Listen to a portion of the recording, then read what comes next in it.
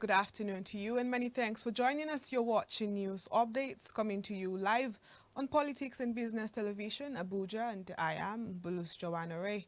On the news at this hour, hundreds of women in Rivers State marched on Monday in Port Harcourt in support of the state's declaration of a state of emergency.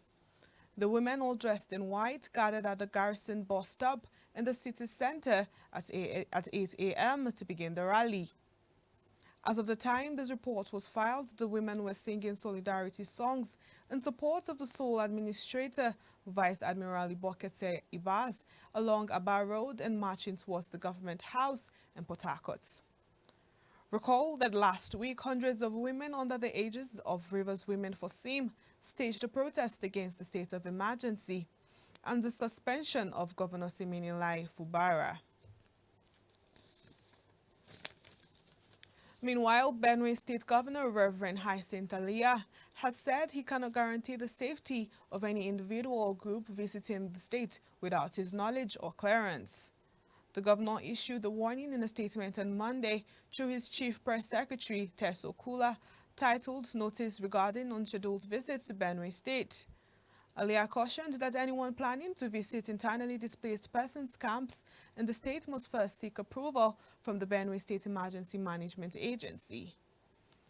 He also warned against visits that could result in political gatherings without prior approval, urging security agencies and the public to take note and maintain peace and order. And in the meantime, the Commissioner of Police, Federal Capital Territory Command, CP Ajao Adewale, has called on residents of Abuja to strictly comply with traffic laws and support ongoing efforts to maintain law and order across the territory. According to him, obedience to traffic regulations reduces long jams on roads in populated areas. The CP's remarks come from recent traffic gridlocks experienced in parts of the nation's capital. The prolonged congestion has drawn complaints from residents accustomed to smooth vehicular movements within the city. And in a statement on Monday by the command spokesperson, Josephine Adewale, described obedience to traffic law as a key civic responsibility that ensures personal safety and contributes to national development. On business matters, stock markets rose firmly on Monday after fears over U.S. President Donald Trump's trade war were tempered by tariff exemptions for smartphones, laptops, semiconductors, and other electronic products.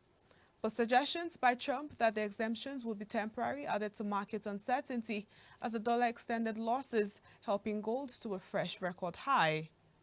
European indices jumped around 2% in midday deals following last week's roller coaster for equities as the United States and China exchanged tit-for-tat levies.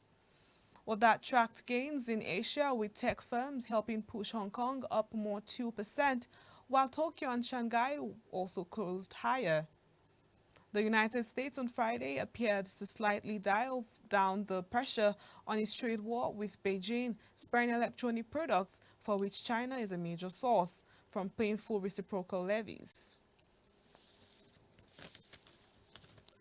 On the foreign scene, Ukraine's President Volodymyr Zelensky has invited Donald Trump to visit his country ahead of any deal with Russia to end the war.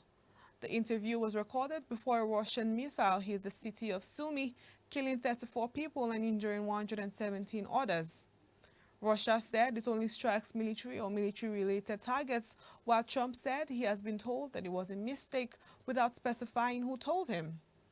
Well, Germany's Chancellor-in-Waiting, Friedrich Merz, has accused Russia of a war crime, and the attack comes as the U.S. Ukraine's strongest military ally has been pursuing an end to the war now in its fourth year through negotiations under Trump. Well, that'll be all for now. We've come to the end of the news updates here live on Politics and Business Television. Many thanks for joining us. I am Bulus Joanna Ray. Do have a wonderful day.